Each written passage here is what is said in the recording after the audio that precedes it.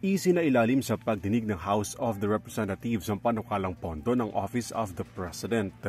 May kabuuang 10.70 billion pesos ang panukalang pondo ng OP para sa susunod na taon. Humarap sa pagdinig ng Kamara si Executive Secretary Lucas Bersamin bilang kinatawa ni Pangulong Ferdinand Marcos Jr. dahil kasalukuyang nasa 43rd ASEAN Summit sa Indonesia ang Pangulo. Ayon kay Bersamin, pangunahing layunin ng pondo ng OP ay ang makapagtrabaho raw ang tanggapan ng Pangulo base sa layunin ng pamahalaan tungo sa hangarin ng kasalukuyang administrasyon.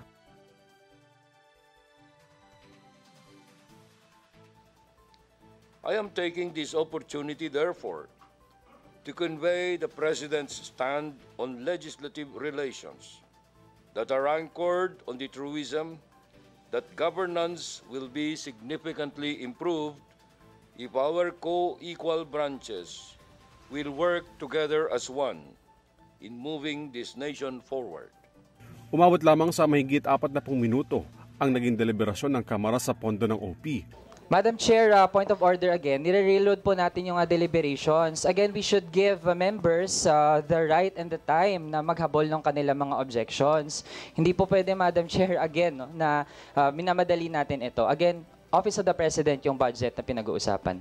Gayunpaman, nabigyan pa rin ng pagkakataon ng Makabayan Bloc na magbigay ng kanilang hiniing sa panukalang pondo ng OP.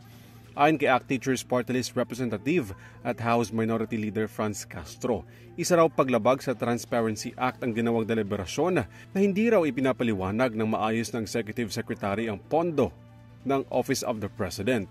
Dahil tungkulin natin sa ilalim ng konstitusyon ang ihapag ang lahat ng concerns ng taong bayan kung saan napupunta ang buwis nila. Courtesy, respect, hindi ba't mas mataas ang utang na courtesy at respeto ng mga ahensya ng gobyerno sa mamamayan, lalo na ang Office of the President? Utang na magpapaliwanag kung paano ginastos at paano gagastusin ang bawat sentimong pinagkakatiwala sa kanila. Kinuwestiyon naman ni Kabataan Party List Representative Raul Manuel ang unprogrammed funds ng Office of the President. Mayroong 2.25 billion pesos na confidential fund ang OP at 2.21 billion pesos naman ang intelligence funds nito. Katumbas ito ng nasa mahigit 20% pondo ng Office of the President. May karapatan po ang mamamayan na alamin paano ginagastos ang pondo ng bayan at yun yung dapat naman naig at all times. No? Galangin dapat natin ang karapatan ng mamamayan. Pinuna naman ni Gabriela Party List Representative Arlene Brosas ang foreign travels ng Pangulo.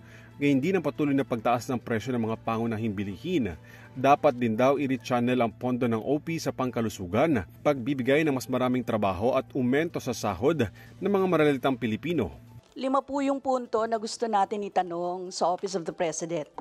First, yung posisyon ng Pangulo sa panawagan ng signifikanteng dagdag sahod para sa mga manggagawa. Kasi wala pong tigil yung presyo ng mga bilihin. Pangalawa, ano po ang posisyon ng Malacanang sa mas epektibo at masaklaw na price control sa mga batayang bilihin dahil hindi po sasapat yung EO39.